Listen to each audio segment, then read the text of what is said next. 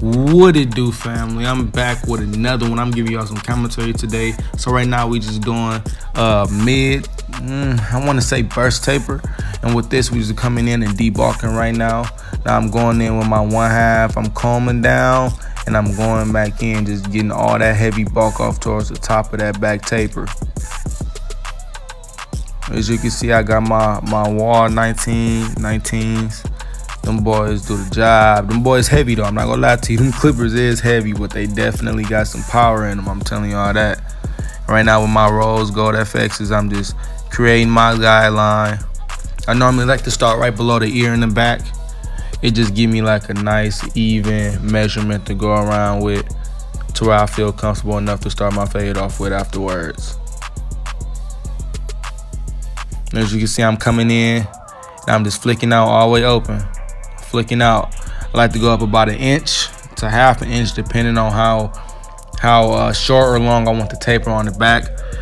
With this in particular, I went up about 1 inch though. Due to this hair texture, it has more of a coarse hair texture, so you kind of have to make a wider blend. But right now, I'm just coming in and cleaning it up, still dropping down halfway open, no guard, and then fully closed. Right now I came in with my 1/2. I'm going right below where I was just fully closed with that 1/2. I'm right below it, all the way open with my 1 guard. And I'm just flicking out. I'm trying to make this blend as legendary as possible. You already got a tricky back taper back here, with how many different ways his hair grows on his back taper. But we just flicking one. We getting angles, we getting corners. You can see you never really want to use your full clipper for the most part. As you can see, I'm using my left side, probably them first couple blades, just that left side right there. And I really just use my corners just to get in and flick out with them. As you can see, I'm coming right back down. I'm trying to keep it as smooth and as simple as possible. And I'm coming in now, and I'm just cleaning up that work. You ain't gotta make it harder than what it is. I'm just cleaning up that work right there. You can see I got a little dense dark spot in the middle there, and it's kind of tricky, and it's a little work to get out, but we'll get it out, y'all. I'm coming in with my 0 guard now, just flicking out right below where I was fully closed. Now I really go in halfway with my 0 guard. I really rarely start off all the way open, because it's kind of pointless. It's basically all the way open with the 0. It's basically all the way closed with the 1. But anyways, I'm just flicking out with it about halfway open, and you're gonna see me notch down and notch up, given how I want to go about it. But really right now, I'm just flicked all the way down now. I'm all the way closed, and I'm flicking all the way at the bottom of that line, just trying to blend that line out. As you can see, that blend is coming along beautifully. And right here, I'm all that thick hair on the sides. I'm just chopping that down and knocking that down, so that when I come back in with the lineup, when I'm done with the taper, it's gonna come off a lot smoother and a lot cleaner without me having to do any extra work. It just creates for a smoother blend, a smoother cut, a sharper line. Now right now I'm coming in, I'm setting my guideline in. I like to do a little half moonish look right below the top of the ear. Like I said right there, I'm just cleaning back up with that back taper and still knocking down them little thicker hairs on the side. But right now I'm coming all the way in and debulking. Same I did with the back, the same way I'm gonna take the side tapers. I'm just coming in fully open. I'm flicking out with that heavy bulk at the top. My 1/2 guard, I'm flicking out. It ain't hard to do, and I'm brushing it right back down. Now I'm coming in, I took the guard all the way off. I'm coming in all the way open. Right below, all the way at the bottom where I set that initial guideline in. I'm flicking out, I'm kind of unorthodox with it. I'm not gonna lie, as you probably could have noticed. But yeah, and I just flicked it all the way out. I'm coming back in with my 1 guard. I'm not trying to waste no time here. I'm flicking out, I'm brushing down, I'm flicking out. Brush down, I'm flicking out. Y'all gonna realize that I didn't get the other side, because the same thing I did with this side, I do with the other side. I typically never put the other side in the video, because I feel like it's pointless. It's the same exact process and same exact steps. But right now I'm just coming in fully closed, just flicking out at the bottom where I was fully open at. And that blend is coming out real simple and real smooth. It's a lot easier than the back taper, I'm not gonna lie to you, on this particular client. And as you can see, he has really thick, heavy hair in the front, so I just like to go in with my 1 guard halfway to close, and just knock those hairs down and get them as smooth and laid down as possible. Because once you come back to do that lineup, you go see how much easier it come off, how much sharper and cleaner the look is in the end. You don't want the hair too heavy and thick anyways. It'll look goofy, honestly. So right there, I'm just coming down, and I know a lot of you probably was, a couple of you were asking where I got those particular clippers at. I got those particular faders on Amazon. That was honestly only about $32, $35 after tax.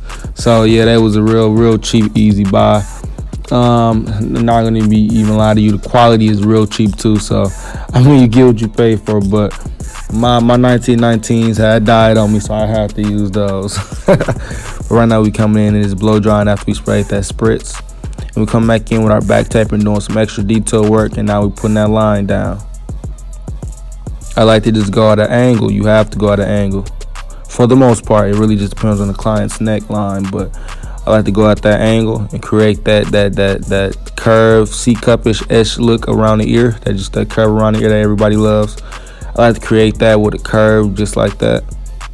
And as you can see, man, that blend hectic right now. That blend legendary. That blend, telling y'all, man, that detail work is your final steps. The detail work determines whether you came out with an average cut or whether you came out with a legendary, executive, prolific, whatever word you want to throw in there. That's the difference right there, is detail work. You ain't gonna see this in my video. You'll see this in other YouTube barbers videos where they just giving you all the gems and telling you exactly how to get it all together. As you can see, I'm just going detail work with those that little heavy thickness and little small areas in that back taper. And y'all see how clean that look with the lines on it, man. Stop playing with me. If you don't know, you better act like you know. I'm just cleaning up with my clippers now. Brushing down the little excess hairs, and I'll retouch the line just a little bit just to make it as sharp as possible. I'm extra picky, not gonna lie to you. I'm a perfectionist. I like mine. I like it looking as neat and as perfect as possible. I'm gonna go retouch up lines if I feel like it's not to the level that I want it at. If I ain't executive enough, we're gonna have to make it executive. You understand me? And now I'm just turning my client around, and I'm brushing those hairs back down the front. And now I'm hitting it. I had to readjust those gold FXs that was not hitting how I wanted them to hit, because I had dropped them and it had messed up the tension in them and everything. Man, it took me forever. It took me like 10 tries just to readjust them properly. So I finally got it after this video, but for right now, I just came in with the rose gold FXs. And honestly, if you ask me, they hit around just as good as the gold FXs do. Great buy. Don't regret buying them at all. Definitely, I switch back and forth between them. I keep both of them on standby and both of them fully charged. Those some hitters. I'm telling y'all, if y'all are looking for the best liners in the game, I'm gonna have to go with Babyliss. The gold, just the FXs, period. The skeleton FXs, man, they the hardest in the clip liners in the game. If y'all ain't saying otherwise, y'all tripping. But right now, I'm just coming in with that curve and I'm just hitting. A lot of people say they want T outliners and this and that. I used to be a big fan of T outliners. I still am a big fan. I'm a big fan of the corded one. The cordless ones are trash. I'm not gonna lie to you. They're not up there. They're not adequate for me. As you can see, I'm brushing down and I'm just hitting. I'm going straight across. I'm just tracing that line out. It ain't hard. A lot of people over complicate the whole lining process. They overthink it. They panic. They get to making too many mistakes. It's all about symmetry. It's all about matching one side up with the other. I'm once again kind of unorthodox with the way I line up, because most people start off in the middle and then even out each side as they go. I just start off in the middle and go one side, do that one whole side, C-cup and everything completely, and I go on to my other side. So it works for me, so I can't really complain. It's really up to the preference of the user, of the barber, but right back at it, I'm just creating that C-cup. Y'all see how clean it's coming off, man. I need to pick up a bottle of Got To Be, man. That Got To Be is a different type of hold. I'm telling y'all, it's way harder than any spritz. Right now I'm just doing a little detour with the line, just retouching it up, making sure it's as sharp as possible, no overhang hairs. Just preserving that line up so that line up lasts as long as physically possible. Now I'm coming in with my hair fibers.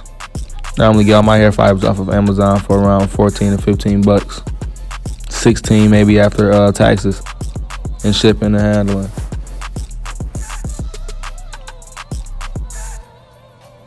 I just put a little bit more up and ran out. And I'm just really spraying it on with fibers and things like that matter. And even if you use spray on anything like that, kiss expression, stuff like that, you really want to make sure you blending it in and not just hitting the front of the right where the line's at, because then it just looks heavy and it looks stupid. It doesn't blend well with the cut at all. You want to make sure you're blending around the whole taper so that you have a nice clean blend and it looks as natural as possible.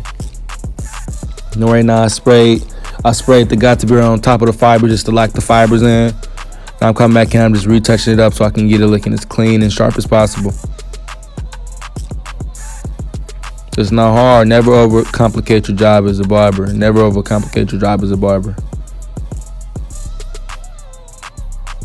As you can see, I'm just hitting corners. I'm being as precise as possible with this clipper, man. With these liners, I'm making it do what it do. I'm really hitting them corners. When I'm creating that C-cut, I really only use my corners. Never want to do anything else. And y'all see how that's coming out, man. It's coming out. That cut vicious. I'm not even gonna lie to you, man. I put my foot in this cut. I put my foot in this cut, man. Ankle and all. I was coming back in and getting all that extra dirt and extra little hairs and extra hairspray. Well, got to be off of the forehead with the razor.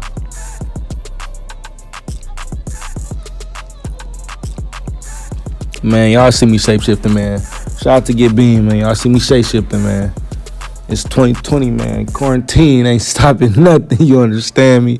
We still getting busy around here. We still getting to work around here, man. I'm up here recording a commentary at 3:30 in the morning. That's how y'all know I'm trying to put out this content for y'all, man. All gas, no brakes, you feel me? And right now I'm just coming up, and when you got that razor, you want to pull the skin away from where you're dragging the razor with. You don't want to drag the razor either, though. You want to really glide it as lightly as possible. When you have a sharp blade, you don't need to apply that much pressure with it, or you're going to nick them, you're going to cut the client. You want to be as graceful with it as possible. I mean, I'm heavy-handed naturally, so I really be having to be as precise and as light as possible with that razor. But y'all see that cut, man. It ain't even too much I gotta say, honestly. It's coming off like butter.